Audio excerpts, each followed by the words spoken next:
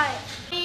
শুধু বাংলার নয়, পাকিস্তানের মেজরিটি পার্ট আর সে অস্ত্র ব্যবহার হচ্ছে আমার গরিব দুঃখী নিরস্ত্র মানুষের মধ্যে। তাদের বুকের ওপর হচ্ছে গুলি। সামরিক বাহিনীর লোকদের বেলাকে ফেরত দিতে হবে।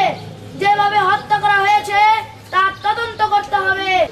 প্রত্যেক গ্রামে, প্রত্যেক মহল্লায় আওয়ামী লীগের নেতৃত্বে সংগ্রাম পরিষদ গড়ে তোলো।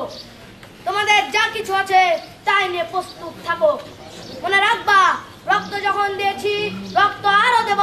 এদেশের মানুষকে মুক্ত করে ছাড়বো ইনশাআল্লাহ। এবারে সংগ্রাম আমাদের মুক্তির সংগ্রাম। এবারে সংগ্রাম স্বাধীনতার সংগ্রাম। জয় বাংলা।